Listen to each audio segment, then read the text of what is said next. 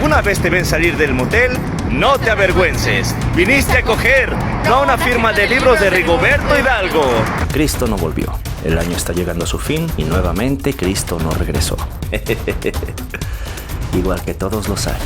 Es que los ateos no tienen argumentos. Los argumentos que sí les gustan. Si quien te ofrece la salvación es también quien te amenaza con la condenación, tú no tienes un salvador. Lo que tú tienes es un extorsionador.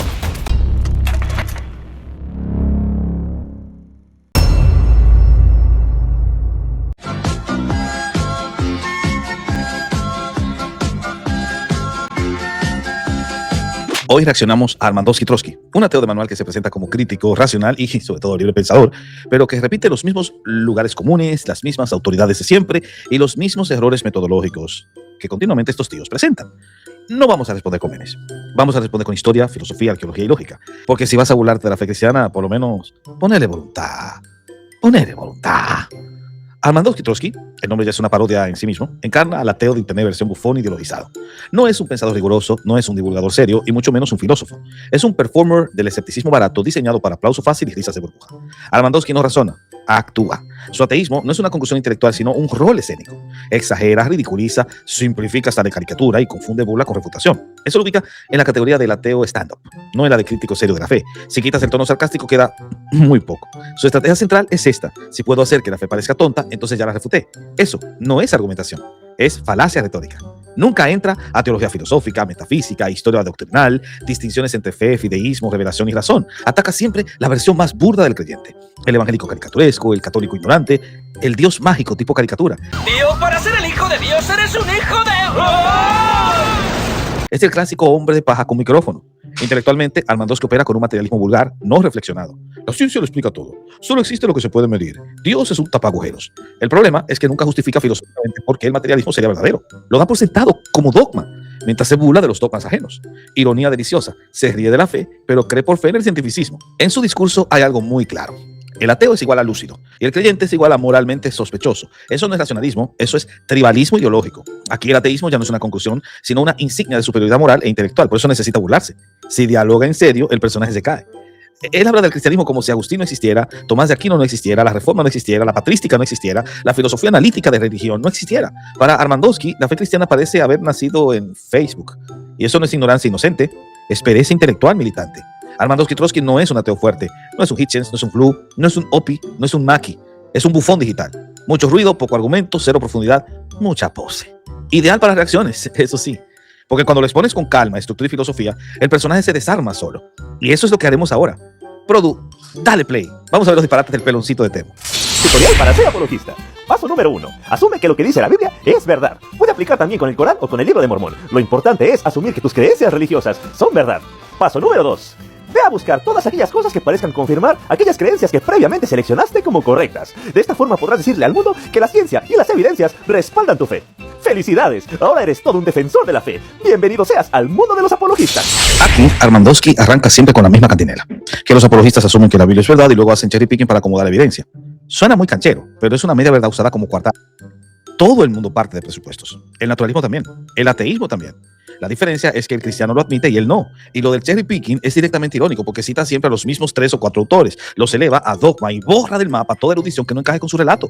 Eso no es pensamiento crítico, es selección ideológica de fuentes con aires de superioridad. Después se burla usando Ezequiel 23:20 para decir que la Biblia es pornográfica y de paso ridiculizar a una joven que decía que el porno no debería verse. Porno no debería verse, sino que debería leerse. Y ahí se enamoró de sus amantes, con miembro de burro y semen de caballo. Palabra del Señor. Ahí ya entramos en terreno de mala fe. Ezequiel no está escribiendo erotismo para provocar excitación, payaso. Está usando lenguaje profético brutal, exagerado, casi grotesco para denunciar la idolatría. Es sátira profética, no material para... Confundir eso con pornografía es como decir que una autopsia es fetiche gore porque describe órganos. Hay que ser muy ingenuo o muy deshonesto. Para que aprendas, Trotsky, Ezequiel 23 no es pornografía, es juicio. No busca avergonzar.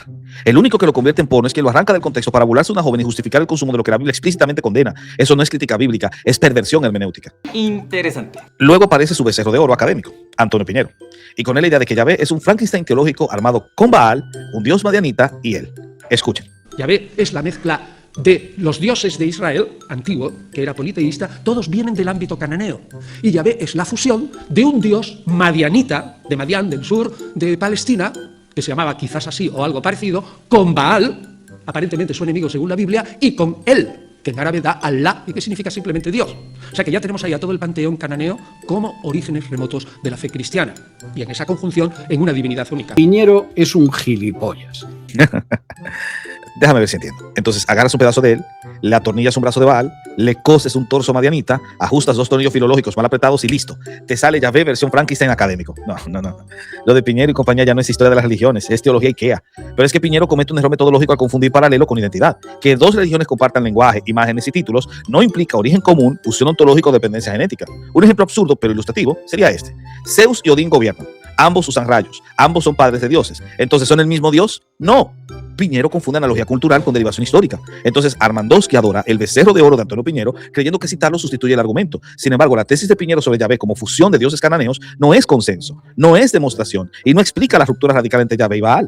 Confunde paralelos con identidad y presupone el naturalismo como dogma. Eso no es ciencia, es mitología académica. Decir que Yahvé es Baal reciclado porque comparten lenguaje es como decir que mi madre es la tuya porque usamos la palabra mamá. Pero es intelectual con bata, señores. Pero es que todo esto descansa sobre un presupuesto que jamás discute, que el monoteísmo es posterior al politeísmo, pero eso no es un hecho demostrado, es una escuela. Existen autores serios que sostienen lo contrario. Schmidt, Lahn, Eliade, Casuto, Kitchen, Hofmeier. ¿Los menciona? Nunca, porque el problema no es la evidencia, es quién tiene el micrófono y quién queda fuera del club.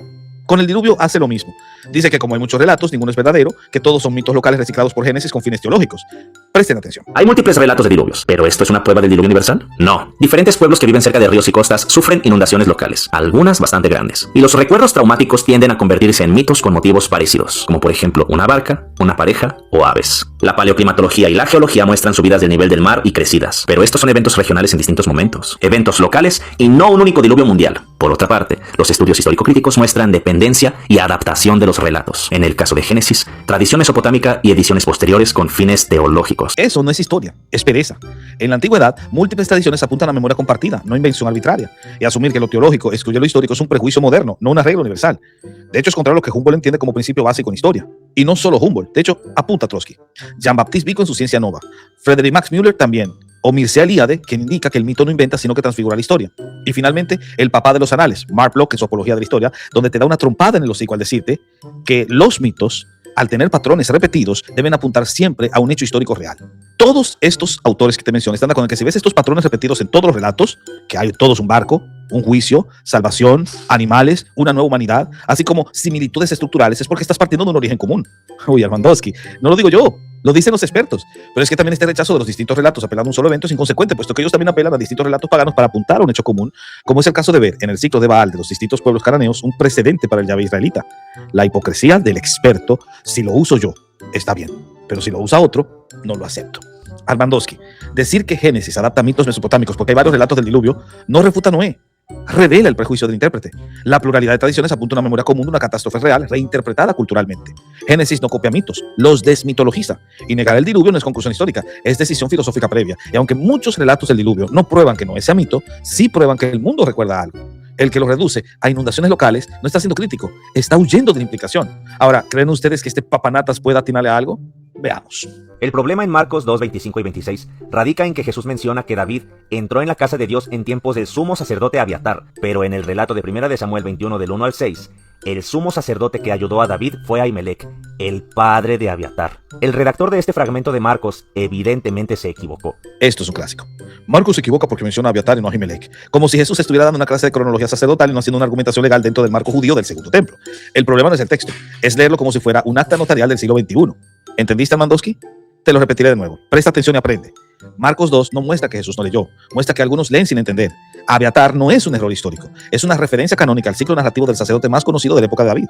El verdadero problema no es textual, es hermenéutico. Confundir precisión moderna con lectura antigua. Es decir, Jesús no se equivocó con Abiatar. El que se equivoca es el que cree que la Biblia se lee como Excel y no como texto del segundo templo. Pero es que ni siquiera sabes, payaso, cómo se leía la Biblia en los días de Cristo. A ver, Nes de la semana pasada.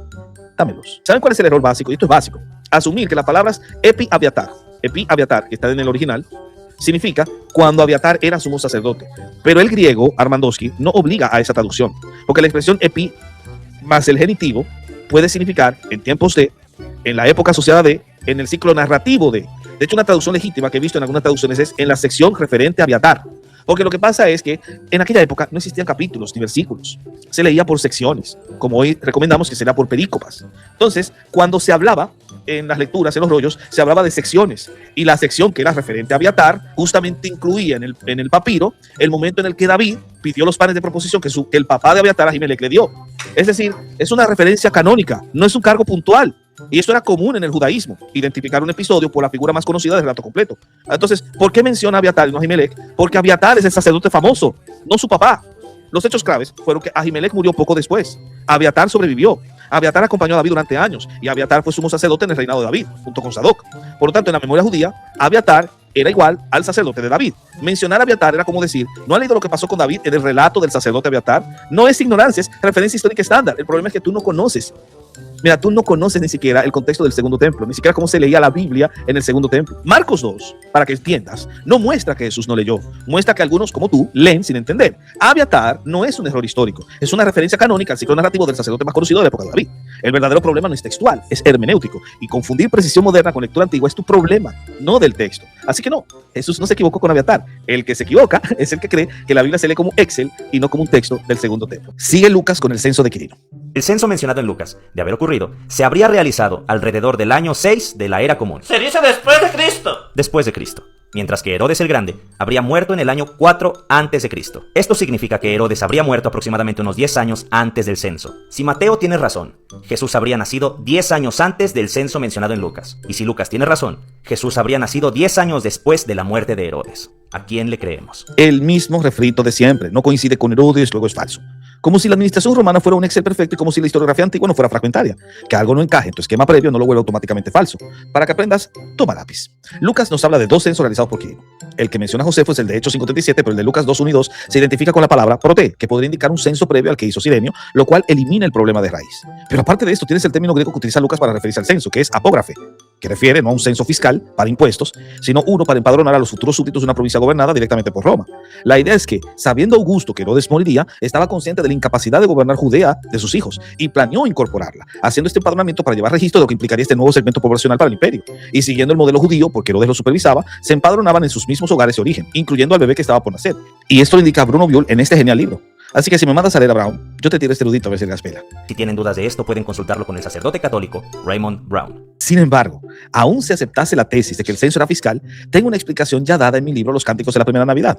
A ver, muéstrame tal cosa. Una revuelta en Armenia, territorio amenazado por la influencia de los invictos partos, hacía peligrar los intereses del imperio. Se meritaba tomar presto una decisión. Es imprescindible, pues, hacer un censo con el fin de llevar constancia tributaria, puesto que si se desata guerra con los partos por el asunto de Armenia, se necesitarán recursos provistos por los habitantes de aquella zona. ¿Por qué razón hubo un censo en el 6 a.C.? Porque en ese mismo año se rebeló Armenia contra Roma y los armenios estaban cercanos al imperio parto. Por lo tanto, había que controlar esa revuelta. Se mandan legionarios para ello, pero los legionarios comen, a los legionarios hay que pagarles. Por lo tanto, ¿cómo les pagamos? Bueno, a través de impuestos. ¿Pero a quién vamos a ponerle la carga del impuesto? No a las zonas alejadas de la zona de conflicto, sino a las que estaban cerca de la zona de conflicto, como Siria y Palestina. Por esa razón es que se impuso un censo para poder de esa manera sacarle guita a la gente y con ello ir directamente a mantener a las tropas legionarias. Esto es, si yo asumo la visión de que el censo tenía fines tributarios. Por tanto, el problema del censo de Cirenio no es un error de Lucas, sino un error de simplificación moderna. Lucas distingue registros, usa proté de forma legítima y conoce la complejidad administrativa romana.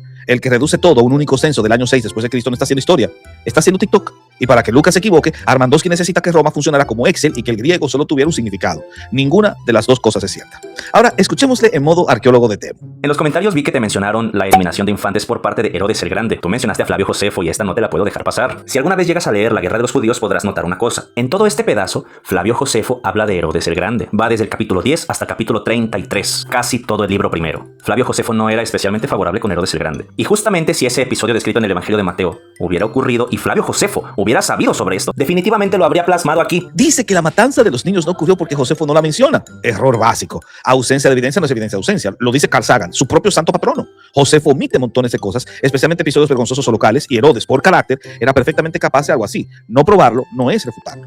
Claro, ahí mete la Biblia desenterrada de Finkelstein como si fuera la última palabra. Oigamos. Deberías conocer la Biblia desenterrada de Israel Finkelstein y Neil Asher Silverman. Qué vaina. Aquí Armandowski hace name dropping académico. ¿Oyeron? Esperando que nadie revise. Te instruyo, hijo mío. Finkelstein no es consenso y su postura no es definitiva. No lo es. Es una interpretación debatida, no un oráculo infalible. Pero Armandowski la trata como catecismo laico. Pero es que el propio Finkelstein matiza mucho más de lo que Armandowski dice. Reconoce tradiciones antiguas, reconoce memoria histórica, reconoce complejidad redaccional. El libro no dice, la Biblia está equivocada en todo. Eso es propaganda atea, no arqueología, pobre papanatas. Luego llega el momento Amarna. Por las cartas de Amarna sabemos que Egipto dominaba Canaán en el tiempo en el que tuvo que haber ocurrido el supuesto éxodo. Y también, gracias a estos descubrimientos arqueológicos, sabemos que si el faraón enviaba a Canaán 50 soldados, esto era suficiente para sofocar cualquier rebelión en esa región. En esta época Egipto se encontraba en su máximo esplendor, y si alguien hubiese querido pasar de Egipto hacia Canaán, en las fronteras se hubieran encontrado con múltiples fortificaciones. Dice que Egipto controlaba Canaán, entonces Israel salió de Egipto para ir a territorio egipcio. Suena ingenioso, hasta que miras las fechas. Las cartas de Amarna son del siglo XIV a.C. El éxodo temprano tardío no coincide con Amarna en ningún escenario, ni antes ni después. Usarlas contra el éxodo es ignorar la cronología, que es lo primero que se enseña en historia. Cuando las fechas no cuadran, el argumento se cae solo. Armandowski usa Amarna para decir Egipto controlaba Canaán. Pero las cartas de Amarna son cartas de gobernantes pidiendo ayuda desesperadamente porque Egipto no controla Canaán. Es como decir, mira cuántos correos hay pidiendo policía. Claramente la ciudad está en control. Es un autogol histórico. Y si se dan cuenta, en todos los casos, Armandowski usa argumento del silencio, toma una escuela académica como dogma, simplifica debates complejos, ignora la contraevidencia y lo presenta como definitivo. Eso no es escepticismo, es catecismo ateo popular. Para que me entiendan, Armandowski razona así. Tiene todo el sentido del mundo pensar que Moisés llevó 2 millones de personas de Egipto a una tierra dominada por Egipto para que ahí sean libres de Egipto. Pero eso asume que el éxodo fue una huida geopolítica y no un acto teológico formativo. El éxodo no es escapar del imperio A para ir al imperio B controlado por el imperio A. Es la constitución de un pueblo bajo Yahvé. Además, Canaán estaba fragmentado. Egipto no ejercía control directo uniforme. Había rebeliones constantes. Léase Amarna, por favor. Las cartas de Amarna muestran debilidad egipcia, no control absoluto. No, es que esto es de Kindle, caramba. Por tanto, la arqueología no ha refutado la Biblia, ha refutado lecturas simplistas. El silencio de Josefo no invalida eventos locales. Finkelstein no es consenso y las cartas de Amarna muestran un Canaán inestable, no un Egipto omnipotente. Lo que Armandowski vende como definitivo es en realidad una selección ideológica de datos. Cuando un ateo necesita silencios, eslóganes académicos y libros que no ha leído completos para refutar la Biblia, no estamos ante arqueología, sino ante propaganda con casco. A ver, tema este tema, ¿qué otro libro nos vas a recomendar? Creo que también deberías conocer este libro, La invención de Dios, del académico Thomas Romer. ¿Y cuál otro? Es el mismo autor. También te recomiendo leer Monoteísmo y Poder de este mismo autor. Bueno, Romer no demuestra que Israel inventó a Yahvé. Demuestra correctamente que la comprensión teológica de Israel se desarrolla en el tiempo. Eso es obvio. También ocurre con la Trinidad. Armandowski confunde deliberadamente ambas cosas, pero es que Romer parte de este axioma. La religión evoluciona de lo simple a lo complejo. Eso no se prueba, se asume. Luego encuentra rastros de conflicto religioso, concluye politeísmo original y lo llama descubrimiento histórico. Eso es razonamiento circular naturalista. Si partes de que no hay revelación, no hay irrupción divina, entonces todo será evolución sociopolítica. No importa la evidencia. Thomas Romer no demuestra que el monoteísmo sea una invención tardía. Presupone que toda religión evoluciona sin revelación y luego lee la Biblia bajo ese filtro. Confunde el desarrollo de la comprensión teológica con la creación del concepto de Dios. Israel no pasó del politeísmo al monoteísmo. Luchó constantemente por ser fiel a un Dios que ya se presentaba como único. Te lo repito de nuevo. Romer no descubrió que Dios fue inventado. Decidió que no podía revelarse. Todo lo demás es arqueología acomodada a esa decisión.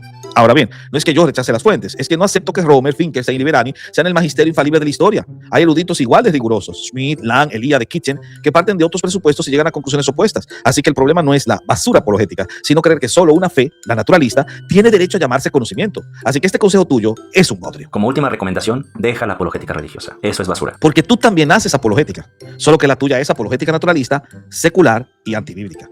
Romer defiende una fe que lo trascendente no puede ser revelado y solo construido socialmente. Eso es una creencia filosófica, no un dato arqueológico. A esas alturas, creo estar hablando yo con un niño, pero es que su nivel me sigue pasmando porque después hace esto. Carl Sagan nos recuerda que el pensamiento crítico es nuestra mejor defensa. El mundo y sus demonios no solo es un libro, es un llamado urgente a razonar, a cuestionar y a no dejarnos engañar. Perfecto, usemos a Sagan en serio. Sagan detesta el argumento de autoridad, el sesgo de confirmación y confundir ausencia de evidencia con negación. Todo eso describe exactamente el método de Armandowski. Además, Sagan no era historiador antiguo y odiaba el cientificismo. Ironía pura. Te explico, porque te veo más perdido que Adán en el Día de las Madres. Citar a Carl Sagan para atacar la Biblia es irónico, porque muchas de las advertencias del mundo y sus demonios describen exactamente el método que estás usando. Confianza ciega en autoridades, rechazo de hipótesis alternativas, confusión entre ausencia de evidencia, evidencia de ausencia, y un naturalismo jamás sometido a crítica. Sagan llamaría eso dogmatismo, no pensamiento crítico. O sea, Sagan pedía pensamiento crítico, no reemplazar la fe religiosa por fe en Romer, Finkelstein o el naturalismo. Si aplicamos su Valony Detection Kit de forma honesta, tu argumento no sobrevive.